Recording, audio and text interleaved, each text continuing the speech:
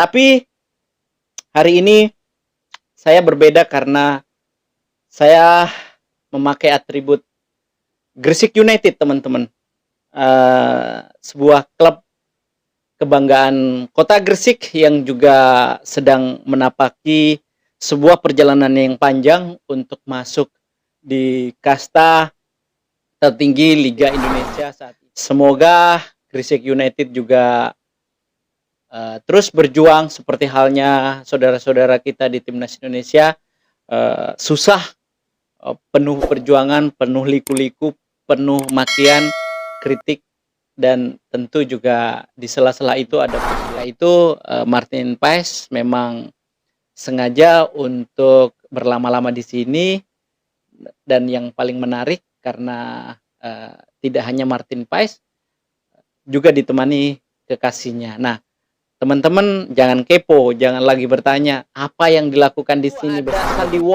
Sandy Walsh juga sampai saat ini masih berada di Indonesia, teman-teman, karena masih ada pekerjaan juga terkait dengan kontrak dengan brand begitu, dan ditemani juga istrinya yang juga adalah pemain basket internasional di Kanada, dan istrinya adalah pemain yang juga cukup terkenal sehingga kemudian banyak juga ya brand-brand di Indonesia yang meminta untuk bekerja sama dengan istri Sandy Walsh, baik maupun secara untuk PB Bhinneka. Hati-hati di jalan, Pak. Teruskan perjuangan. Kalau saya sendiri secara pribadi, Pak. Assalamualaikum warahmatullahi wabarakatuh. Apa kabar, teman-teman? Semoga hari ini kita semuanya sehat, keluarga juga demikian.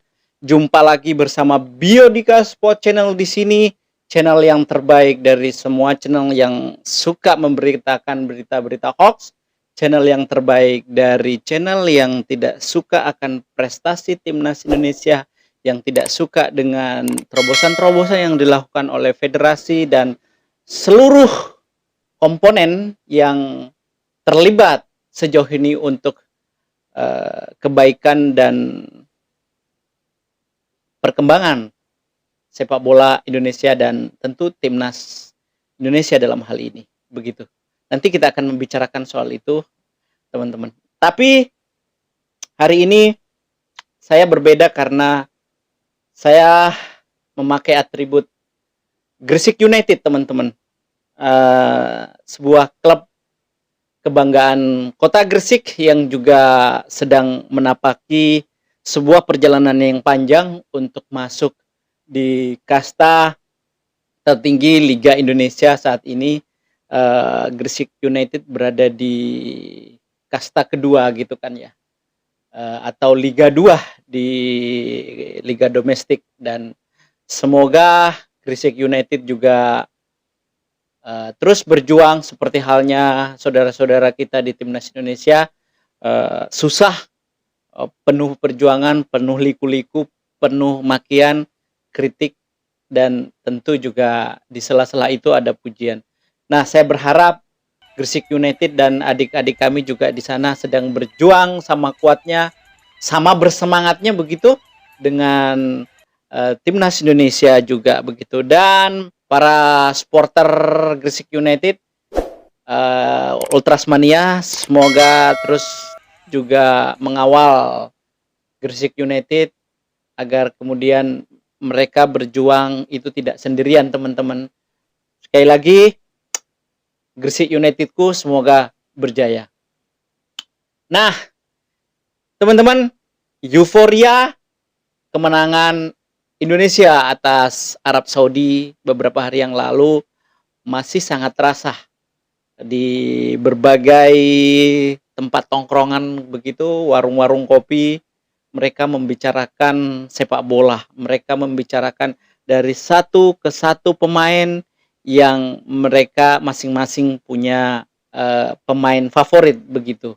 Jadi di ruang-ruang tongkrongan atau di tempat-tempat tertentu begitu, hiruk pikuk sepak bola, perbincangan tentang sepak bola itu begitu sangat luar biasa, teman-teman. Itu artinya memang kita tidak bisa pungkiri bahwa Indonesia ini adalah salah satu penggila bola, begitu teman-teman. Nah, balik lagi bahwasanya euforia kemenangan Arab Saudi itu jelas terpampang di depan mata. Bukan hanya tadi yang saya katakan, kita sebagai netizen, kita sebagai penonton, kita sebagai pendukung timnas Indonesia terus memperbincangkan, tapi juga para pemain. Nah, pemain kemarin kita tahu bahwa saat setelah pertandingan begitu, mereka langsung dibubarkan begitu karena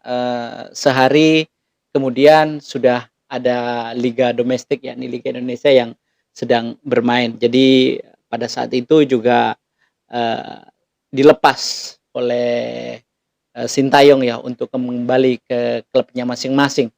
Tak terkecuali pemain-pemain dari diaspora, kemudian ada siapa namanya, ada Rafael Strijk sudah kembali ke Australia, lalu kemudian juga ada Nathan sudah kembali ke Inggris, ada Eliano, ada Tom Hai, kemudian siapa lagi, ada Ivar Jenner, semuanya juga sudah kembali ke klubnya masing-masing.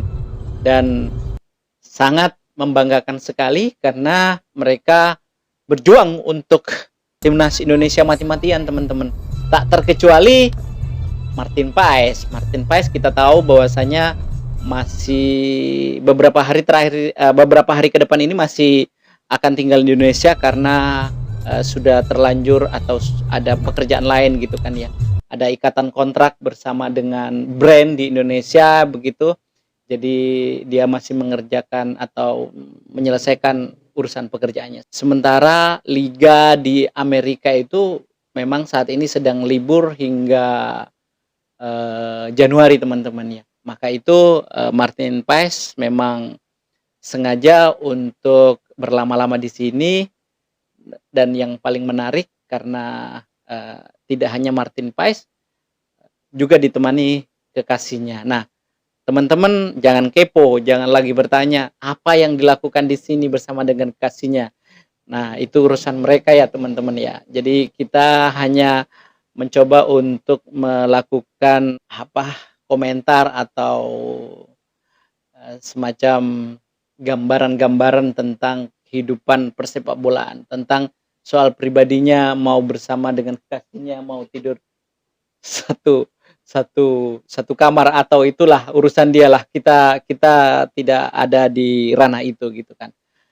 Lalu kemudian juga kabarnya Martin Paes juga akan memperkuat Piala AFF begitu di Desember nanti. Nah, ini cukup luar biasa, informasi yang sangat menarik karena minimal di lini belakang kita cukup solid ya di penjaga gawang karena ada Martin Paes begitu. Tinggal nanti bagaimana Sintayong meramu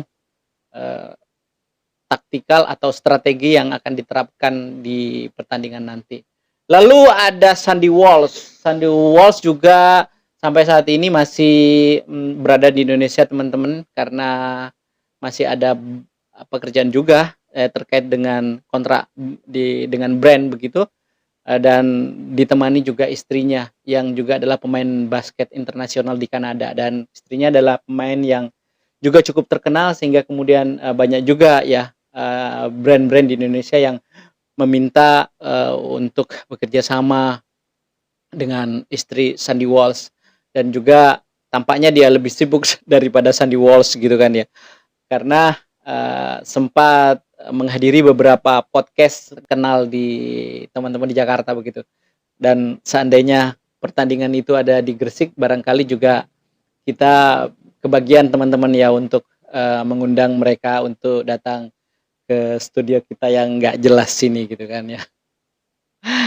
Kayak gitu. Oke.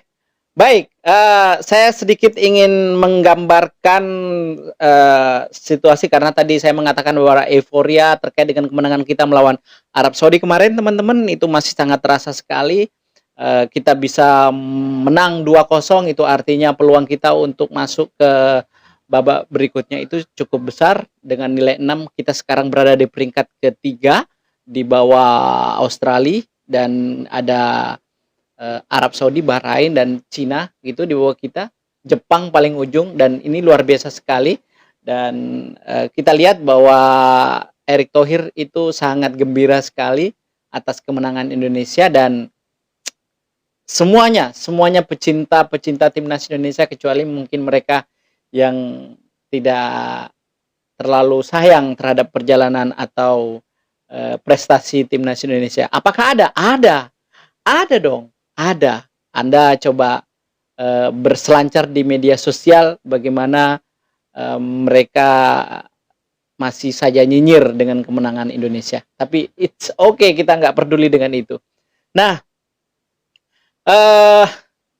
saya akan memulai dari pernyataan Sintayong sebelum sesaat bertanding melawan Jepang, bahwasanya kita jangan pernah menyesali sebuah pertandingan. Artinya pertandingan yang sudah terjadi itu tidak akan pernah mengubah hasil gitu kan. Artinya kita tidak perlu menyesali apa yang akan terjadi nantinya. Nah, banyak sebagian orang menganggap bahwasanya ini adalah pernyataan yang apa namanya, yang normatif saja gitu, tidak memiliki makna. Tapi menurut saya juga sudah jelaskan di konten saya bahwa ini sebetulnya adalah pernyataan yang sangat mendalam. Ini adalah penegasan terhadap mereka-mereka yang pecinta timnas Indonesia maupun yang tidak mencintai timnas Indonesia secara utuh begitu, akan memberikan pesan bahwasanya apapun yang terjadi nanti, ya kita tidak perlu menyesali, dan kita tentu tidak perlu mempersalahkan ini siapa yang salah, ini kurang itu dan sebagainya. Apalagi kemudian mengkritik sampai ke pribadinya begitu. Kita tidak boleh seperti itu, teman-teman. Nah, karena apa? Karena Sintayong ini juga sudah mengetahui pada saat melawan Jepang itu peringkat kita terpaut sangat jauh, ya kan? Peringkat 16 atau 15 melawan 130 atau 129 ya. Tentu sangat jauh. Nah, memang sih kita semua beranggap bahwa kita bisa meraih 1 poin seperti itu. Sehingga kemudian ketika kita kalah 4-0 yang tidak pernah kita duga sebelumnya, kita berpikir kita bisa menang tipis atau kalah tipis atau imbang begitu. Tapi nyatanya kita dihajar 4-0. Nah, ini yang membuat suasana di media sosial itu begitu sangat liar, komentar-komentar teman-teman gitu, karena kita tidak pernah menyangka 4-0. Buat saya, teman-teman, kita memang sudah kalah kelas dengan Jepang begitu. Apapun hasilnya, mau kalah 1-0, 2-0, 3-0, 4-0 itu nggak ada masalah. Kita kalah kelas memang gitu. Kalau misalnya kita kalah 1-0 pada saat itu oleh gol bunuh diri oleh Justin Hapner, teman-teman. Nah, kemudian kita mencoba untuk keluar menyerang, lalu kemudian agak ada celah kemudian di pertahanan kita karena kita mencoba untuk mengejar ketertinggalan kita, maka dimanfaatkan oleh Jepang ruang-ruang kosong itu untuk mencetak gol, maka ya itu adalah hal yang wajar, sehingga kemudian kita mencoba untuk terus melakukan penyerangan, terus untuk mencoba mengimbangi permainan Jepang. Tapi memang kita tahu bahwa level kita berbeda, justru kita digundul dengan 4-0. Nah, ini yang kita tidak sadari sebetulnya oleh teman-teman kita, oleh semuanya, bahwasanya kalaupun harus kalah ya jangan banyak-banyak dong. Tidak bisa juga seperti itu, karena kita juga bermain bergantung kepada situasi di lapangan. Kalau misalnya kita kalah 1-0, sama saja dengan kalah 2-0 ya. Ya, tapi tidak apa-apa juga sih, pada akhirnya kita mesti harus bisa menerima skenario perjalanan timnas Indonesia kita itu memang harus penuh dengan perjuangan seperti ini, antara pujian, makian, dan cercaan, hinaan, dan sesekali memang harus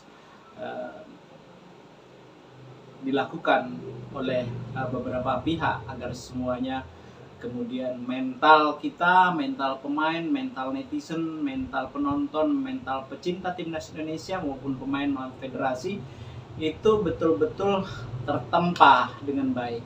Nah, agar supaya kemudian nantinya kalau seandainya kita mengalami hal yang sesulit ini, kita bisa melewatinya ini dengan baik, seperti itu.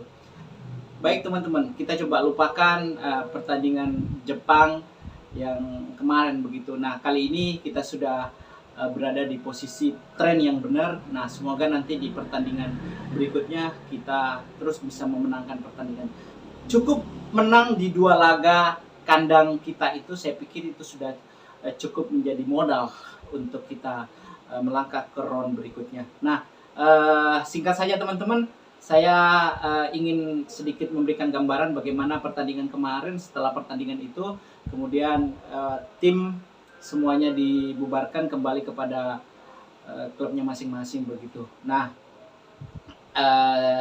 dan saat ini teman-teman sudah bermain di liganya masing-masing, terutama yang di domestik ya, sudah ada bermain tadi malam, dan kemudian juga yang bermain di luar negeri itu juga pastinya sudah bermain nanti ya teman-teman ya, nanti malam atau besok malam.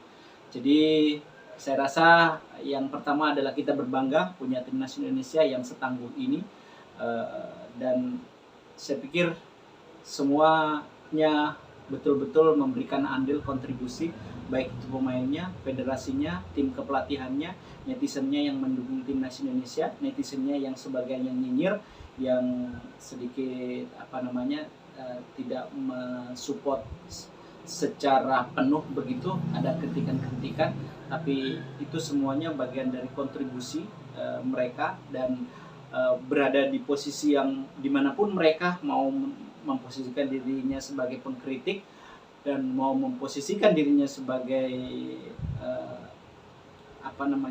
yang dikritik, itu adalah positioning yang sama-sama memiliki fungsi untuk memajukan persepak bola Indonesia. Asalkan, saya selalu ingatkan, asalkan ketika kita mengkritik betul-betul dengan baik, tekniknya yang dikritik, strateginya yang dikritik, bukan pribadinya yang dikritik. Saya rasa itu yang penting. Hari ini kita akan menghadapi pertandingan-pertandingan berikutnya, teman-teman. Nah, saya pikir hanya itu yang bisa saya sampaikan. Nanti ada banyak lagi sebetulnya, teman-teman, tapi jangan terlalu banyak, nanti terasa bosan gitu kan ya.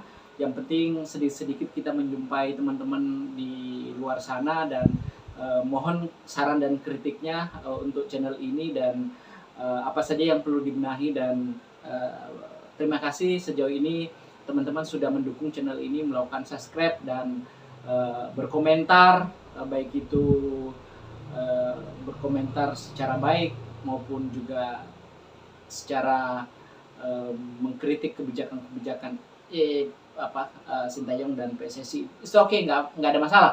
Yang penting yaitu tadi aku bilang, semuanya baik-baik saja. Terima kasih.